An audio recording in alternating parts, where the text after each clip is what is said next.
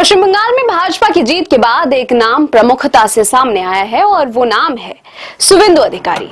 अधिकारी एक नाम ऐसा है जिन्होंने न केवल टीएमसी सुप्रीमो ममता बनर्जी की सत्ता को कड़ी चुनौती दी, बल्कि राज्य में भाजपा के सबसे बड़े चेहरे के रूप में उभरे हैं।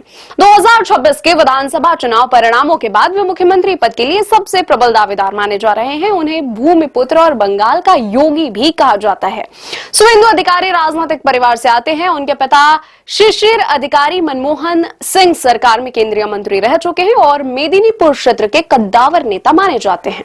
उनके भाई दिव्येंदु और सौमेंदु भी सांसद रह चुके हैं। उनके परिवार का बंगाल के राजनीति में दशकों पुराना दबदबा रहा है।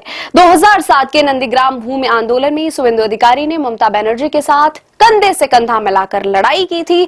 इसी आंदोलन ने वामपंथ शासन की जड़ें हिलाकर रख दी थी और साल 2011 में ममता बनर्जी को सत्ता के शिखर तक पहुंचाया था। विशेषकर जंगल और महल और तटीय क्षेत्रों में पकड़ के चलते उन्हें भूमिपुत्र भी कहा जाता है। शुवेंदु 2009 और 2014 में राज्य की तमलुक सीट से सांसद बने। 2016 से 2020 तक वे ममता बनर्जी सरकार में परिवहन और सिंचाई मंत्री रहे।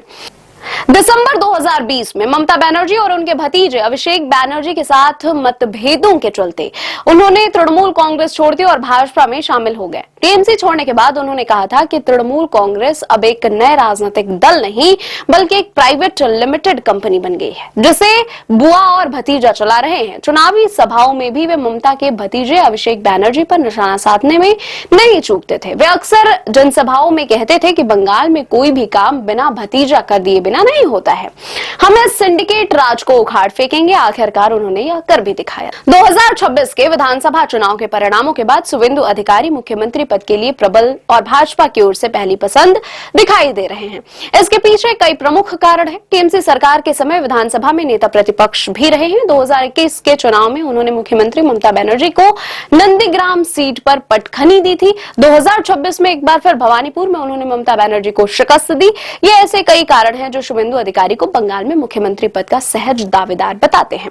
शुवेंदु को गृह मंत्री अमित शाह का भी बेहद करीबी माना जाता है। विधानसभा में नेता प्रतिपक्ष के रूप में उनके आक्रामक तेवरों ने भी दिल्ली दरबार में उनकी साख बढ़ाई है। चूंकि वे बंगाल में पूर्व में मंत्री रह चुके हैं, ऐसे में उनके पास शासन चलाने का प्रशासनिक अनुभव भी है।